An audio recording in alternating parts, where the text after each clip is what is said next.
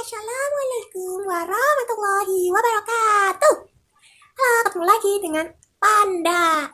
Nah, kali ini Panda membawakan acara ini sendiri ya. Soalnya Encang lagi ada job.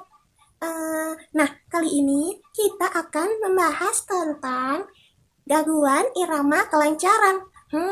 Apa ya itu?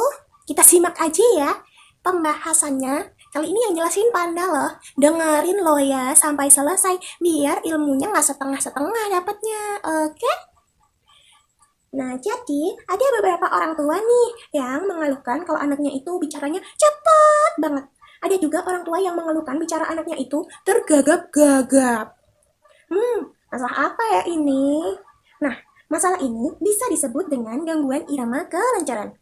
Apa itu irama kelancaran? Irama kelancaran bicara adalah aspek produksi bicara yang mengacu pada kontinuitas, kelancaran, kecepatan, dan upaya.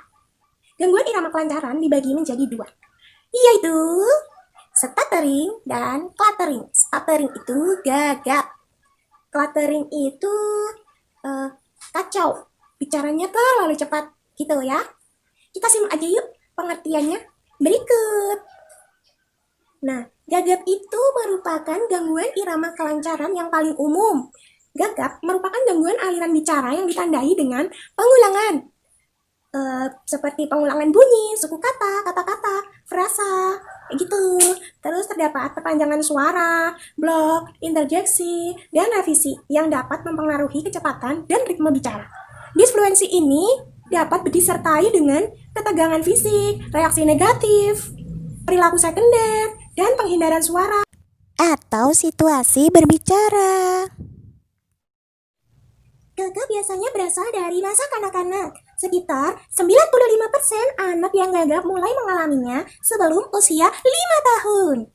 Semua bicaranya menghasilkan ketidaklancaran yang mungkin termasuk keraguan, seperti jeda diam. Contohnya, warnanya merah. Jadi ada jeda diam di antara warna tadi sama merahnya. Itu. Terus terdapat juga kata seru pengisi kata. Misalnya, warnanya seperti merah. Padahal kata seperti di sini tidak diperlukan dan pengisi bukan kata. Contohnya, warnanya merah. Padahal di situ kata juga nggak dibutuhkan loh. Contoh lain termasuk pengulangan seluruh kata. Misalnya, tapi saya tidak mau pergi. Dan pengulangan frasa atau revisi. Misalnya, ini adalah ini masalah.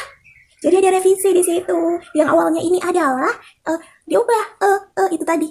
Jadi ini masalah gitu. Ini umumnya dianggap disfluensi non-stuttered atau khas. Disfluensi yang kurang khas mencakup pengulangan sebagian kata atau suara atau suku kata. Misalnya, lihatlah bayi. Jadi B-nya itu mengalami pengulangan. Terus terdapat juga perpanjangan. Misalnya, sebenarnya kita ada di rumah loh. Terus ada juga blok, yaitu terjadinya tegangan yang berlebihan pada saat mencoba untuk bicara dan tak ada satupun suara yang keluar. Klien berusaha keras untuk bicara, tetapi tidak bisa. Misalnya, aku mau, udah di situ berhenti di situ. Selain itu, dibandingkan dengan disfluensi yang khas, ketidaklancaran seperti gagap biasanya disertai dengan durasi usaha, ketegangan atau perjuangan yang lebih besar dari rata-rata. Gagap dapat sangat mengganggu sekolah, pekerjaan, atau interaksi sosial. Anak-anak yang gagap mungkin melaporkan ketakutan atau kecemasan tentang berbicara dan frustasi atau malu dengan waktu dan upaya yang diperlukan untuk berbicara. Anak-anak yang gagap juga beresiko mengalami bullying. Bahaya banget nih.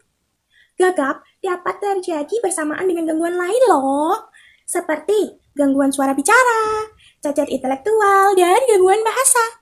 Dan gejala gagap ini pertama meliputi perilaku seperti pengulangan satu suku kata utuh. Misalnya, mengapa mereka pergi ke sana? Terus yang kedua, terdapat pengulangan bagian kata atau suara atau suku kata. Yang ketiga, terdapat perpanjangan suara. Yang keempat, terdapat pemblokiran terdengar atau diam. Jeda penuh atau tak meneruskan kata-kata selanjutnya. Yang kelima, kata-kata yang dihasilkan dengan ketegangan fisik atau pengulangan fisik yang berlebihan. Gagap seringkali lebih parah ketika ada tekanan yang meningkat untuk berkomunikasi. Perilaku sekunder, penghindaran, atau aksesori yang dapat memengaruhi komunikasi secara keseluruhan. Facial grimace, kayak gimana ya, ada kerutan gitu loh di dahinya, di jidatnya sini. Misalnya tuh mata berkedip atau rahang mengencang. Terus yang kedua dia gerakan kepala, misalnya mengangguk. Terus yang ketiga gerakan ekstremitas, misalnya menepuk kaki, mengepalkan tangan. Terus yang keempat, penghindaran suara atau kata, misalnya substitusi kata, penyisipan kata-kata yang tidak perlu, dan berbelit-belit. Terus selanjutnya berkurangnya keluaran verbal karena menghindari berbicara. Yang terakhir, menghindari situasi sosial. Anak-anak yang gagap mungkin menunjukkan masalah bahasa ekspresif karena kecenderungan untuk menghindari berbicara. Penghindaran dapat menyebabkan lebih sedikit berbicara dan mengurangi kompleksitas linguistik. Penyebab gagap apa aja ya? Nah, untuk penyebabnya bersifat multifaktorial dan mencakup faktor genetik dan neurologis tertentu yang dianggap berkontribusi pada munculnya gagap.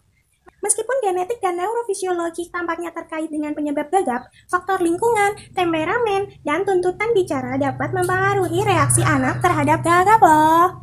Nah, untuk faktor resiko gagap yang terus-menerus, tidak mungkin untuk menentukan dengan pasti anak mana yang akan terus gagap.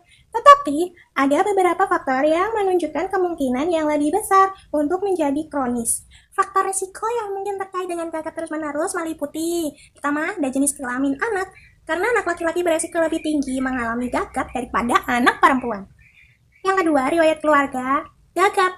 Jadi ada genetik juga, ada keturunan dari orang tuanya. Terus yang ketiga, durasi waktu sejak onset lebih dari 6-12 bulan atau tidak ada perbaikan selama beberapa bulan. Selanjutnya, usia onset anak yang mulai gagap pada usia 3,5 atau lebih. Dan gangguan bicara dan bahasa yang terjadi bersamaan. Untuk solusinya, kita sambung di part 2 ya, barengan sama part cluttering. Jadi sekian dari Panda, mungkin cukup itu aja ya pembahasannya tentang gagap dulu. Untuk yang cluttering kita sambung di materi besok. Terima kasih semuanya. Maaf bila ada salah kata atau perbuatan Panda yang kurang baik. Mohon dimaafkan ya. Jika ada salah kata juga dimaafkan ya. Kalau materinya ada yang salah atau keliru, mohon kritikan sarannya. Karena Encan juga, salah kok Encan sih. Karena Panda juga masih belajar. Oke? Oh iya, jangan lupa klik like, klik subscribe. Dan jika ini bermanfaat untuk orang-orang di sekitar kalian, jangan lupa klik share ya. Bagikan ke semua teman-teman kalian, saudara, siapapun dia itu, bagikan ya, bagikan. Terus, jika ada pertanyaan atau ada kritik dan saran, silakan ditulis di kolom komentar. Nanti kalau itu berupa pertanyaan akan kita bahas di sesi Q&A pada sesi berikutnya. Terima kasih semuanya. Sekian dari Panda. Assalamualaikum warahmatullahi wabarakatuh. Dadah. Sampai jumpa lagi di part 2.